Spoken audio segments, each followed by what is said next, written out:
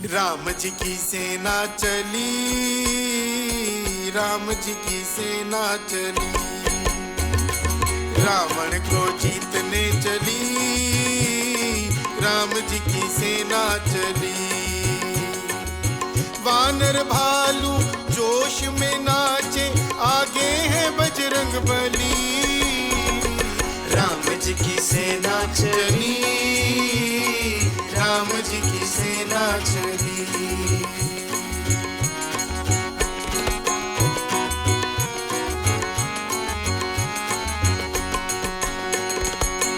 रावण सीता को हर लाया, दुर्भाग्य को गले लगाया, दुर्भाग्य को गले लगाया। मौत अब है आगे खड़ी, मौत अब है आगे खड़ी, मेरे राम जी की सेना चली, राम जी की सेना चली, रावण को जीतने चली, राम जी की सेना चली, राम जी की सेना चली। राम लक्ष्मण जानकी जय बोलो हनुमान की, राम लक्ष्मण जानकी जय बोलो हनुमान की। माँ भारती को प्रणाम, हिसाली वाली मैया के चरणों में प्रणाम और पावन चिंतन धारा आश्रम की ओर से सभी को जय श्री राम। राम जी की सेना चल दी है, यानी कि अब बारी है युद्ध कांड की। शत्रु तो हर संभव चाल चलता ही है, पर युद्ध में विजयी वही होता है जो बुद्धि, बल, पराक्रम, धैर्य, उत्साह और धर्म का साथ नहीं छोड़ता। यह कांड इसी सत्य को उद्घाटित करता है। तो हम सब भी बनते हैं श्री राम की सेना के सैनिक और सुनते हैं युद्ध कांड। ओम श्री गणेशाय नमः। ओम श्री सरस्वते नमः। ओम श्री हनुमते नमः। ओम श्री गुरुवे नमः। श्री सियावर राम शरणागतम्। श्री सीताराम चंद्राभ्याम नमः। श्रीमद् वाल्मीकि रामायण युद्ध कांड। 17वां सर्ग। विभीषण का श्री राम की शरण में आना और श्री राम का अपने मंत्रियों के साथ उन्हें आश्रय देने के विषय में विचार करना। रावण से ऐसे कठोर वचन कहकर उसके छोटे भाई विभीषण 2 ही घड़ी में उस स्थान पर आ गए जहां लक्ष्मण सहित श्री राम विराजमान थे। विभीषण का शरीर सुमेरु पर्वत के शिखर के समान ऊंचा था। वे आकाश में चमकती हुई बिजली के समान जान पड़ते थे। पृथ्वी पर खड़े हुए वानर यूथपतियों ने उन्हें आकाश में स्थित देखा। उनके साथ जो 4 अनुचर थे वे भी बड़ा भयंकर पराक्रम प्रकट करने वाले थे। उन्होंने भी कवच धारण करके अस्त्र शस्त्र ले रखे थे और वे सब के सब उत्तम आभूषणों से विभूषित थे। वीर विभीषण भी मेघ और पर्वत के समान जान पड़ते थे। वज्रधारी इंद्र के समान तेजस्वी, उत्तम आयुधधारी और दिव्य आभूषणों से अलंकृत थे। उन 4 राक्षसों के साथ 5वें विभीषण को देखकर दुर्धर्ष एवं बुद्धिमान वीर वानर राज सुग्रीव ने वानरों के साथ विचार किया। थोड़ी देर तक सोचकर उन्होंने हनुमान आदि सब वानरों से यह उत्तम बात कही। देखो, सब प्रकार के अस्त्र शस्त्रों से संपन्न यह राक्षस दूसरे 4 निशाचरों के साथ आ रहा है। इसमें संदेह नहीं कि यह हमें मारने के लिए ही आता है। सुग्रीव की यह बात सुनकर वे सभी श्रेष्ठ वानर साल, वृक्ष और पर्वत की शिलाएं उठाकर इस प्रकार बोले, राजन, आप शीघ्र ही हमें इन दुरात्माओं के वध की आज्ञा दीजिए, जिससे ये मंदमती निशाचर मरकर ही इस पृथ्वी पर गिरें। आपस में वे इस प्रकार बात कर ही रहे थे कि विभीषण समुद्र के उत्तर तट पर आकर आकाश में ही खड़े हो गए। महाबुद्धिमान महापुरुष विभीषण ने आकाश में ही स्थित रहकर सुग्रीव तथा उन वानरों की ओर देखते हुए उच्च स्वर से कहा, रावण नाम का जो दुराचारी राक्षस निशाचरों का राजा है, उसी का मैं छोटा भाई हूं। मेरा नाम विभीषण है। रावण ने जटायु को मारकर जनस्थान से सीता का अपहरण किया था।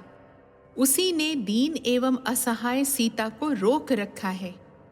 इन दिनों सीता राक्षसियों के पहरे में रहती हैं।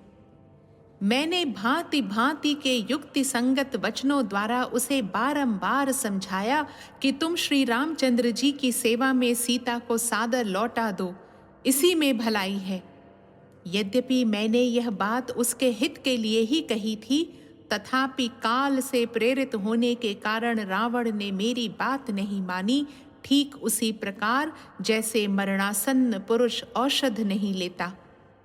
यही नहीं, उसने मुझे बहुत सी कठोर बातें सुनाई और दास की भांति मेरा अपमान किया। इसलिए मैं अपने स्त्री पुत्रों को वहीं छोड़कर श्री रघुनाथ जी की शरण में आया हूँ।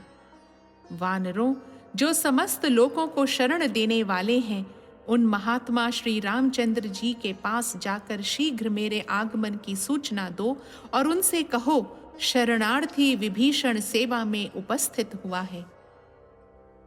विभीषण की यह बात सुनकर शीघ्रगामी सुग्रीव ने तुरंत ही भगवान श्री राम के पास जाकर लक्ष्मण के सामने ही कुछ आवेश के साथ इस प्रकार कहा, प्रभो, आज कोई वैरी जो राक्षस होने के कारण पहले हमारे शत्रु रावण की सेना में सम्मिलित हुआ था, अब अकस्मात हमारी सेना में प्रवेश पाने के लिए आ गया है।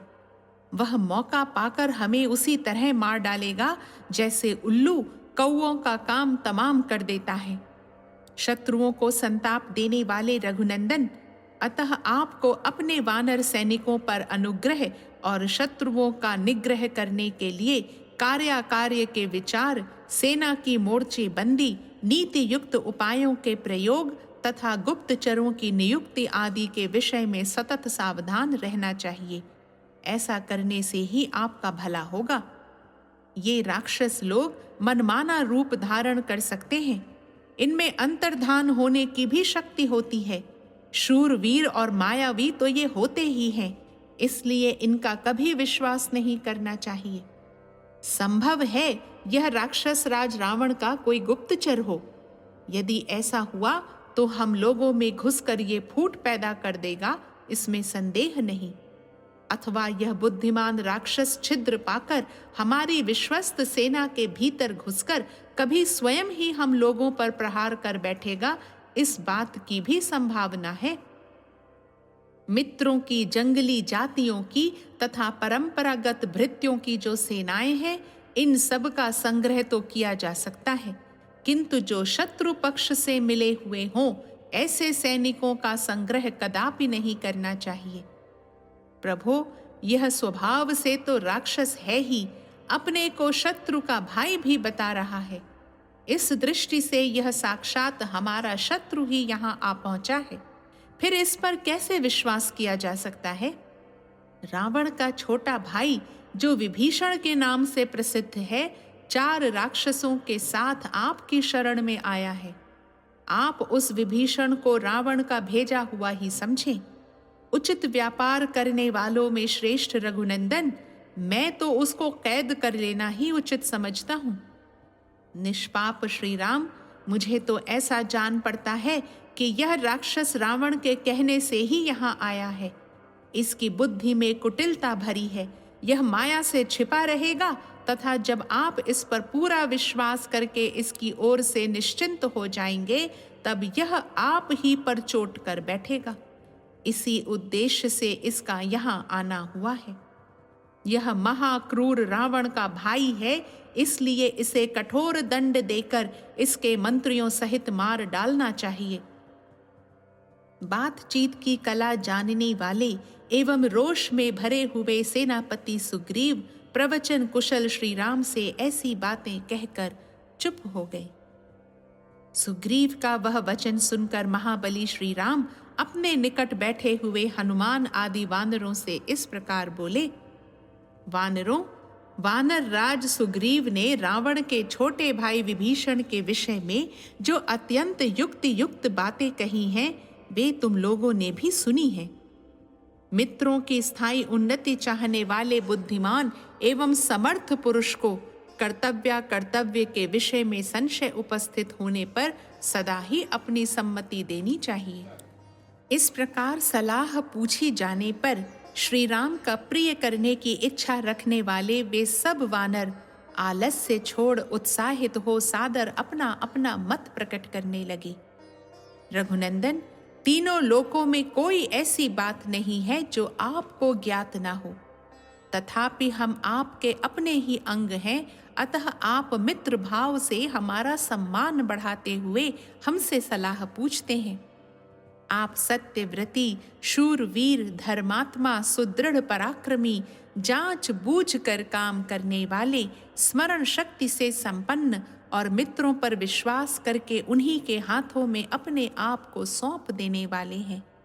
इसलिए आपके सभी बुद्धिमान एवं सामर्थ्यशाली सचिव एक एक करके बारी बारी से अपने युक्ति युक्त विचार प्रकट करें। वानरों के ऐसा कहने पर सबसे पहले बुद्धिमान वानर अंगद विभीषण की परीक्षा के लिए सुझाव देते हुए श्री रघुनाथ जी से बोले। भगवन, विभीषण शत्रु के पास से आया है, इसलिए उस पर अभी शंका ही करनी चाहिए। उसे सहसा विश्वास पात्र नहीं बना लेना चाहिए। बहुत से शठतापूर्ण विचार रखने वाले लोग अपने मनोभाव को छिपाकर विचरते रहते हैं और मौका पाते ही प्रहार कर बैठते हैं। इससे बहुत बड़ा अनर्थ हो जाता है। अतः गुण दोष का विचार करके पहले यह निश्चय कर लेना चाहिए कि इस व्यक्ति से अर्थ की प्राप्ति होगी या अनर्थ की, यह हित का साधन करेगा या अहित का। यदि उसमें गुण हो तो उसे स्वीकार करे और यदि दोष दिखाई दे तो त्याग दे। महाराज, यदि उसमें महान दोष हो तो निःसंदेह उसका त्याग कर देना ही उचित है। गुणों की दृष्टि से यदि उसमें बहुत से सद्गुणों के होने का पता लगे तभी उस व्यक्ति को अपनाना चाहिए। तदनंतर शरभ ने सोच विचार कर यह सार्थक बात कही। पुरुष सिंह, इस विभीषण के ऊपर शीघ्र ही कोई गुप्तचर नियुक्त कर दिया जाए। सूक्ष्म बुद्धि वाले गुप्तचर को भेजकर उसके द्वारा यथावत रूप से उसकी परीक्षा कर ली जाए। इसके बाद यथोचित रीति से उसका संग्रह करना चाहिए। इसके बाद परम चतुर जाम्बवान ने शास्त्रीय बुद्धि से विचार करके ये गुण युक्त दोष रहित वचन कहे। राक्षस राज रावण बड़ा पापी है, उसने हमारे साथ वैर बांध रखा है और यह विभीषण उसी के पास से आ रहा है। वास्तव में न तो इसके आने का यह समय है और न स्थान ही, इसलिए इसके विषय में सब प्रकार से सशंक ही रहना चाहिए। तदनंतर नीति और अनीति के ज्ञाता तथा वाग वैभव से संपन्न मैंद ने सोच विचार कर यह युक्ति युक्त उत्तम बात कही। महाराज, यह विभीषण रावण का छोटा भाई ही तो है, इसलिए इससे मधुर व्यवहार के साथ धीरे धीरे सब बातें पूछनी चाहिए। नरश्रेष्ठ, फिर इसके भाव को समझकर आप बुद्धिपूर्वक यह ठीक ठीक निश्चय करें कि यह दुष्ट है या नहीं। उसके बाद जैसा उचित हो वैसा करना चाहिए। तत्पश्चात सचिवों में श्रेष्ठ और संपूर्ण शास्त्रों के ज्ञान जनित संस्कार से युक्त हनुमान जी ने ये श्रवण मधुर सार्थक सुंदर और संक्षिप्त वचन कहे। प्रभु, आप बुद्धिमानों में उत्तम, सामर्थ्यशाली और वक्ताओं में श्रेष्ठ हैं। यदि बृहस्पति भी भाषण दें तो वे अपने को आप से बढ़कर वक्ता नहीं सिद्ध कर सकते। महाराज श्री राम, मैं जो कुछ निवेदन करूंगा वह वाद विवाद या तर्क स्पर्धा अधिक बुद्धिमत्ता के अभिमान अथवा किसी प्रकार की कामना से नहीं करूंगा। मैं तो कार्य की गुरुता पर दृष्टि रखकर जो यथार्थ समझूंगा वही बात कहूंगा। आपके मंत्रियों ने जो अर्थ और अनर्थ के निर्णय के लिए गुण दोष की परीक्षा करने का सुझाव दिया है, उसमें मुझे दोष दिखाई देता है, क्योंकि इस समय परीक्षा लेना कदापि संभव नहीं है। विभीषण आश्रय देने के योग्य है या नहीं, इसका निर्णय उसे किसी काम में नियुक्त किए बिना नहीं हो सकता, और सहसा उसे किसी काम में लगा देना भी मुझे सदोष ही प्रतीत होता है। आपके मंत्रियों ने जो गुप्तचर नियुक्त करने की बात कही है, उसका कोई प्रयोजन न होने से वैसा करने का कोई युक्त कारण नहीं दिखाई देता। जो दूर रहता हो और जिसका वृतांत ज्ञात न हो, उसी के लिए गुप्तचर की नियुक्ति की जाती है। जो सामने खड़ा है और स्पष्ट रूप से अपना वृतांत बता रहा है, उसके लिए गुप्तचर भेजने की क्या आवश्यकता है?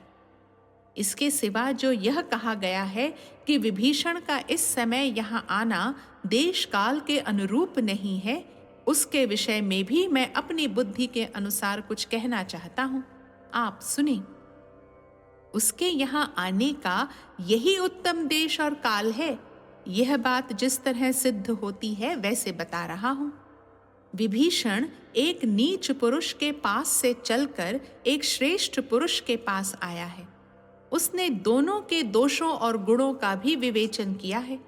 तत्पश्चात रावण में दुष्टता और आप में पराक्रम देख वह रावण को छोड़कर आपके पास आ गया है, इसलिए उसका यहाँ आगमन सर्वथा उचित और उसकी उत्तम बुद्धि के अनुरूप है।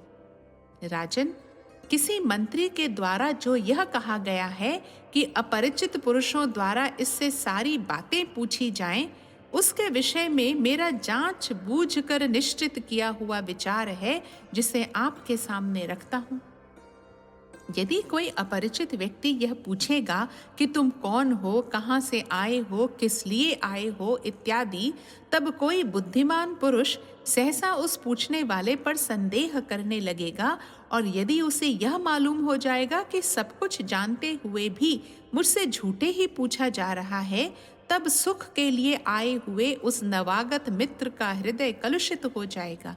इस प्रकार हमें एक मित्र के लाभ से वंचित होना पड़ेगा। इसके सिवा महाराज, किसी दूसरे के मन की बात को सहसा समझ लेना असंभव है। बीच बीच में स्वर भेद से आप अच्छी तरह यह निश्चय कर लें कि यह साधु भाव से आया है या असाधु भाव से। इसकी बातचीत से भी कभी इसका दुर्भाव नहीं लक्षित होता। इसका मुख भी प्रसन्न है, इसलिए मेरे मन में इसके प्रति कोई संदेह नहीं है। दुष्ट पुरुष कभी निशंक एवं स्वस्थ चित्त होकर सामने नहीं आ सकता।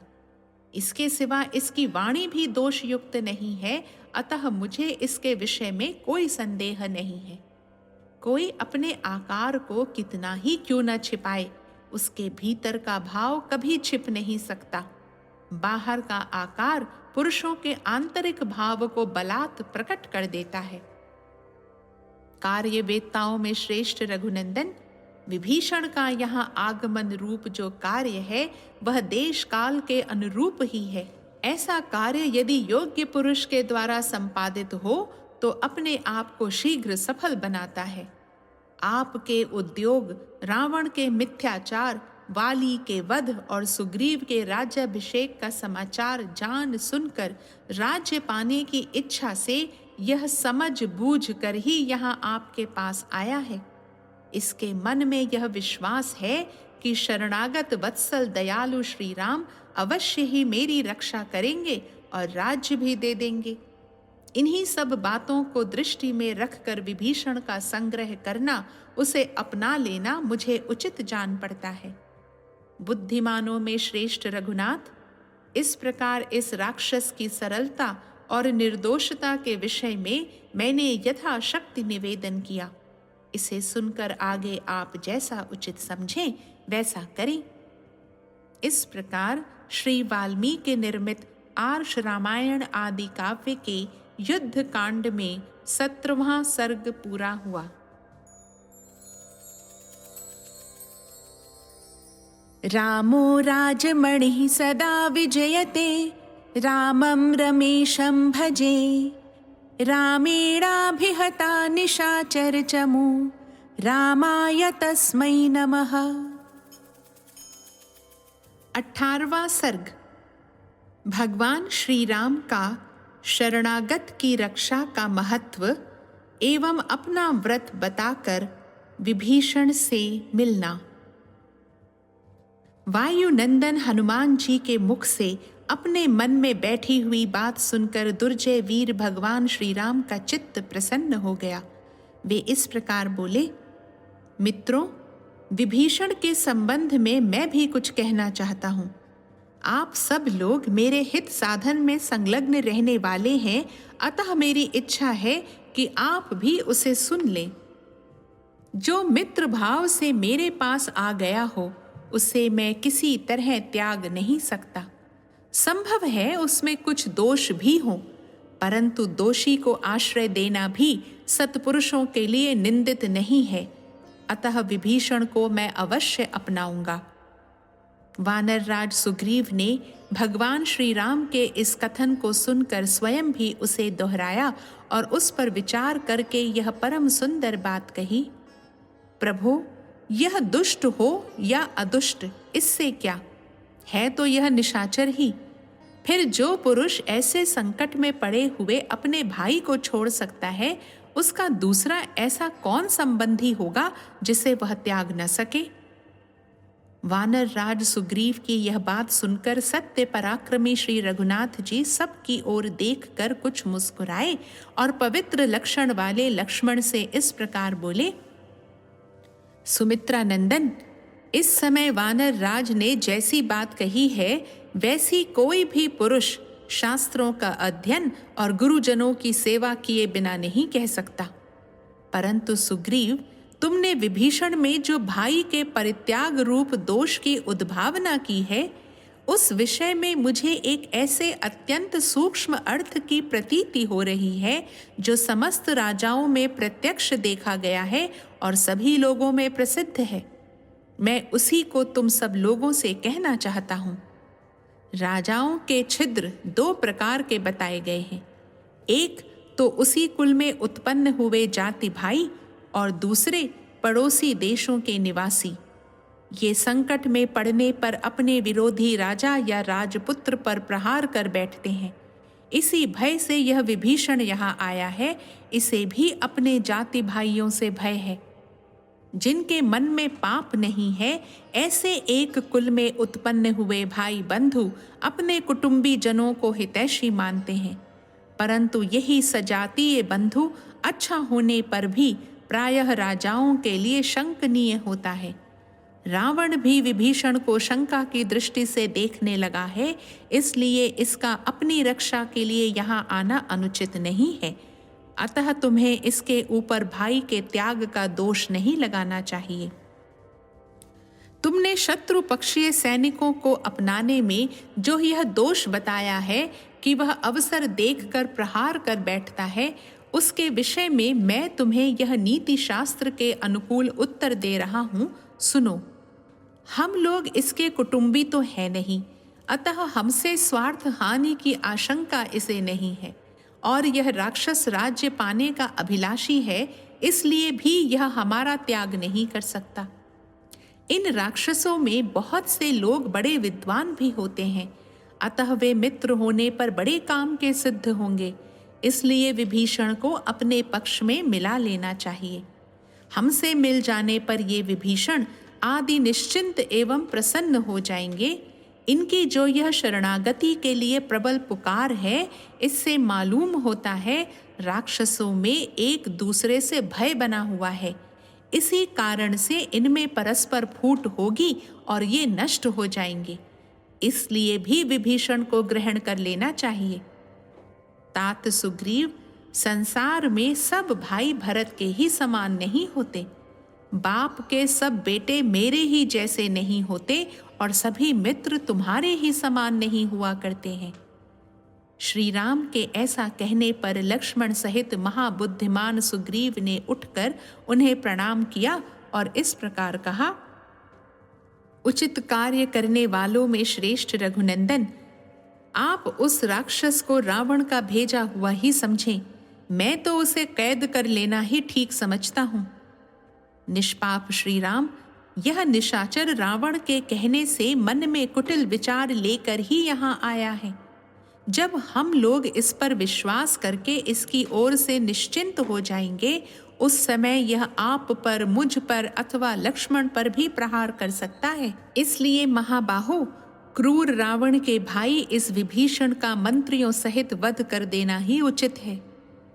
प्रवचन कुशल रघुकुल तिलक श्री राम ने श्री राम से ऐसा कहकर बातचीत की कला जानने वाले सेनापति सुग्रीव मौन हो गए।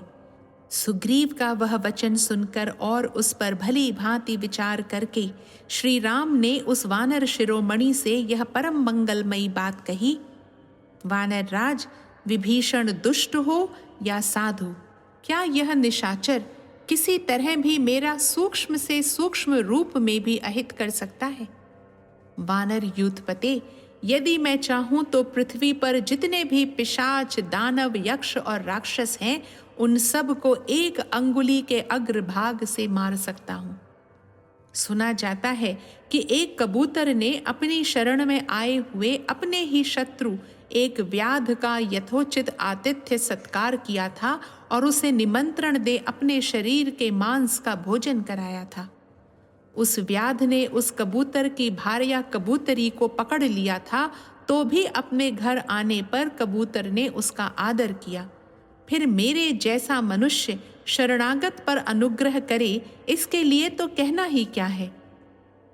पूर्व काल में कण्व मुनि के पुत्र सत्यवादी महर्षि कंडु ने एक धर्म विषयक गाथा का गान किया था, उसे बताता हूं, सुनो। परंतप यदि शत्रु भी शरण में आए और दीन भाव से हाथ जोड़कर दया की याचना करे, तो उस पर प्रहार नहीं करना चाहिए। शत्रु दुखी हो या अभिमानी, यदि वह अपने विपक्षी की शरण में जाए तो शुद्ध हृदय वाले श्रेष्ठ पुरुष को अपने प्राणों का मोह छोड़कर उसकी रक्षा करनी चाहिए। यदि वह भय, मोह अथवा किसी कामना से न्यायानुसार यथाशक्ति उसकी रक्षा नहीं करता, तो उसके उस पाप कर्म की लोक में बड़ी निंदा होती है। यदि शरण में आया हुआ पुरुष संरक्षण न पाकर उस रक्षक के देखते देखते नष्ट हो जाए, तो वह उसके सारे पुण्य को अपने साथ ले आता है। इस प्रकार शरणागत की रक्षा न करने में महान दोष बताया गया है। शरणागत का त्याग स्वर्ग और सुयश की प्राप्ति को मिटा देता है और मनुष्य के बल और वीर्य का नाश करता है। इसलिए मैं तो महर्षि कंडु के उस यथार्थ और उत्तम वचन का ही पालन करूंगा, क्योंकि वह परिणाम में धर्म, यश और स्वर्ग की प्राप्ति कराने वाला है। जो एक बार भी शरण में आकर मैं तुम्हारा हूं ऐसा कहकर मुझसे रक्षा की प्रार्थना करता है, उसे मैं समस्त प्राणियों से अभय कर देता हूं। यह मेरा सदा के लिए व्रत है। अतः कपि श्रेष्ठ सुग्रीव, वह विभीषण हो या स्वयं रावण आ गया हो, तुम उसे ले आओ। मैंने उसे अभय दान दे दिया। भगवान श्री राम का यह वचन सुनकर वानर राज सुग्रीव ने सौहार्द से भरकर उनसे कहा, धर्मज्ञ, लोकेश्वर शिरोमणि, आपने जो यह श्रेष्ठ धर्म की बात कही है, इसमें क्या आश्चर्य है, क्योंकि आप महान शक्तिशाली और सन्मार्ग पर स्थित हैं। यह मेरी अंतरात्मा भी विभीषण को शुद्ध समझती है। हनुमान जी ने भी अनुमान और भाव से उनकी भीतर बाहर सब ओर से भली भांति परीक्षा कर ली है। अतः रघुनंदन, अब विभीषण शीघ्र ही यहाँ हमारे जैसे होकर रहें और हमारी मित्रता प्राप्त करें। तदनंतर वानर राज सुग्रीव की कही हुई वह बात सुनकर राजा श्री राम शीघ्र आगे बढ़कर विभीषण से मिले, मानो देवराज इंद्र पक्षीराज गरुण से मिल रहे हों। इस प्रकार श्री वाल्मीकि निर्मित आर्ष रामायण आदि काव्य के युद्ध कांड में 18वां सर्ग पूरा हुआ। रामो राजमणिः सदा विजयते, रामं रमेशं भजे, रामेणाभिहता निशाचरचमू, रामाय तस्मै नमः। 19वां सर्ग। विभीषण का आकाश से उतरकर भगवान श्री राम के चरणों की शरण लेना, उनके पूछने पर रावण की शक्ति का परिचय देना और श्री राम का रावण वध की प्रतिज्ञा करके विभीषण को लंका के राज्य पर अभिषिक्त कर उनकी सम्मति से समुद्र तट पर धरना देने के लिए बैठना। इस प्रकार श्री रघुनाथ जी के अभय देने पर विनयशील महाबुद्धिमान विभीषण ने नीचे उतरने के लिए पृथ्वी की ओर देखा। वे अपने भक्त सेवकों के साथ हर्ष से भरकर आकाश से पृथ्वी पर उतर आए। उतरकर चारों राक्षसों के साथ धर्मात्मा विभीषण श्री रामचंद्र जी के चरणों में गिर पड़े। उस समय विभीषण ने श्री राम से धर्मानुकूल युक्ति युक्त समयोचित और हर्षवर्धक बात कही। भगवन, मैं रावण का छोटा भाई हूँ। रावण ने मेरा अपमान किया है। आप समस्त प्राणियों को शरण देने वाले हैं, इसलिए मैंने आपकी शरण ली है। अपने सभी मित्र, धन और लंकापुरी को मैं छोड़ आया हूँ। अब मेरा राज्य, जीवन और सुख सब आपके ही अधीन है। विभीषण के ये वचन सुनकर श्री राम ने मधुर वाणी द्वारा उन्हें सांत्वना दी और नेत्रों से मानो उन्हें पी जाएंगे, इस प्रकार प्रेम पूर्वक उनकी ओर देखते हुए कहा, विभीषण, तुम मुझे ठीक ठीक राक्षसों का बला बल बताओ। अनायास ही महान कर्म करने वाले श्री राम के ऐसा कहने पर राक्षस विभीषण ने रावण के संपूर्ण बल का परिचय देना आरंभ किया। राजकुमार, ब्रह्मा जी के वरदान के प्रभाव से दशमुख रावण केवल मनुष्य को छोड़कर गंधर्व, नाग और पक्षी आदि सभी प्राणियों के लिए अवध्य है। रावण से छोटा और मुझसे बड़ा जो मेरा भाई कुंभकर्ण है, वह महातेजस्वी और पराक्रमी है। युद्ध में वह इंद्र के समान बलशाली है। श्री राम, रावण के सेनापति का नाम प्रहस्त है। शायद आपने भी उसका नाम सुना होगा। उसने कैलाश पर घटित हुए युद्ध में कुबेर के सेनापति मणिभद्र को भी पराजित कर दिया था।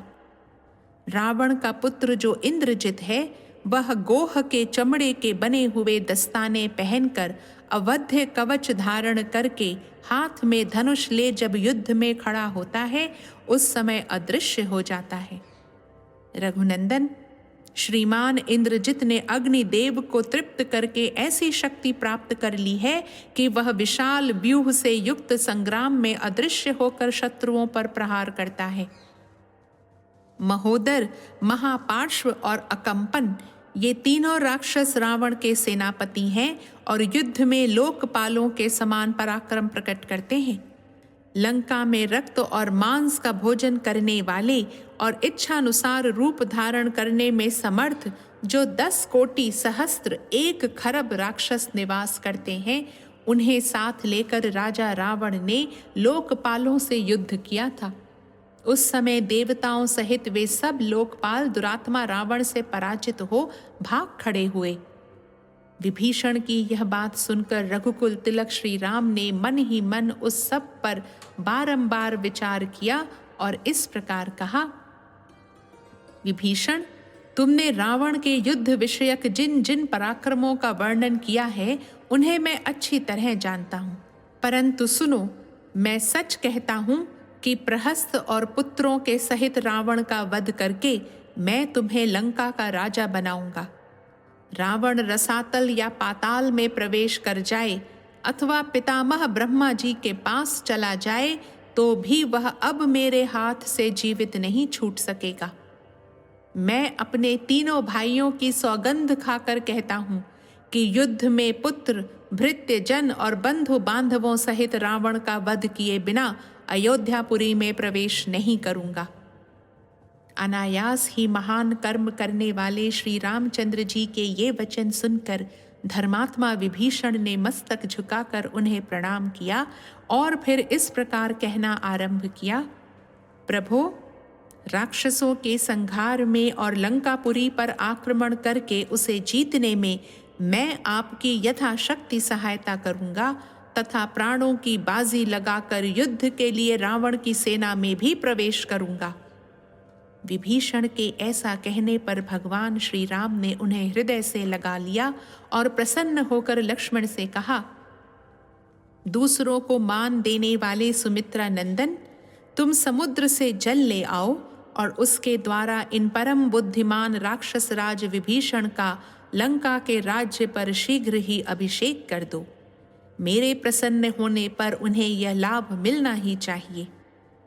उनके ऐसा कहने पर सुमित्रा कुमार लक्ष्मण ने मुख्य वानरों के बीच महाराज श्री राम के आदेश से विभीषण का राक्षसों के राजा के पद पर अभिषेक कर दिया। भगवान श्री राम का यह तात्कालिक प्रसाद अनुग्रह देखकर सब वानर हर्ष ध्वनि करने और महात्मा श्री राम को साधुवाद देने लगे। तत्पश्चात हनुमान और सुग्रीव ने विभीषण से पूछा, राक्षस राज, हम सब लोग इस अक्षोभ्य समुद्र को महाबली वानरों की सेनाओं के साथ किस प्रकार पार कर सकेंगे? जिस उपाय से हम सब लोग सेना सहित नदों और नदियों के स्वामी वरुणालय समुद्र के पार जा सकें, वह बताओ। उनके इस प्रकार पूछने पर धर्मात्मा विभीषण ने यों उत्तर दिया, रघुवंशी राजा श्री राम को समुद्र की शरण लेनी चाहिए। इस अपार महासागर को राजा सगर ने खुदवाया था। श्री रामचंद्र जी सगर के वंशज हैं, इसलिए समुद्र को इनका काम अवश्य करना चाहिए। विद्वान राक्षस विभीषण के ऐसा कहने पर सुग्रीव उस स्थान पर गए जहां लक्ष्मण सहित श्री राम विद्यमान थे। वहां विशाल ग्रीवा वाले सुग्रीव ने समुद्र पर धरना देने के विषय में जो विभीषण का शुभ वचन था उसे कहना आरंभ किया। भगवान श्री राम स्वभाव से ही धर्मशील थे, अतः उन्हें भी विभीषण की यह बात अच्छी लगी। वे महातेजस्वी रघुनाथ जी लक्ष्मण सहित कार्य दक्ष वानर राज सुग्रीव का सत्कार करते हुए उनसे मुस्कुराकर बोले, लक्ष्मण, विभीषण की यह सम्मति मुझे भी अच्छी लगती है, परंतु सुग्रीव राजनीति के बड़े पंडित हैं और तुम भी समयोचित सलाह देने में सदा ही कुशल हो। इसलिए तुम दोनों प्रस्तुत कार्य पर अच्छी तरह विचार करके जो ठीक जान पड़े वह बताओ। भगवान श्री राम के ऐसा कहने पर वे दोनों वीर सुग्रीव और लक्ष्मण उनसे आदरपूर्वक बोले, पुरुष सिंह रघुनंदन, इस समय विभीषण ने जो सुखदायक बात कही है वह हम दोनों को क्यों नहीं अच्छी लगेगी। इस भयंकर समुद्र में पुल बांधे बिना इंद्र सहित देवता और असुर भी इधर से लंकापुरी में नहीं पहुंच सकते। इसलिए आप शूरवीर विभीषण के यथार्थ वचन के अनुसार ही कार्य करें। अब अधिक विलंब करना ठीक नहीं है। इस समुद्र से यह अनुरोध किया जाए कि वह हमारी सहायता करे, जिससे हम सेना के साथ रावण पालित लंकापुरी में पहुंच सकें। उन दोनों के ऐसा कहने पर श्री रामचंद्र जी उस समय समुद्र के तट पर कुश बिछाकर उसके ऊपर उसी तरह बैठे जैसे वेदी पर अग्निदेव प्रतिष्ठित होते हैं। इस प्रकार श्री वाल्मीकि निर्मित आर्ष रामायण आदि काव्य के युद्ध कांड में 19वां सर्ग पूरा हुआ। रामो राजमणिः सदा विजयते, रामं रमेशं भजे। रामेणाभिहता निशाचरचमू, रामाय तस्मै नमः।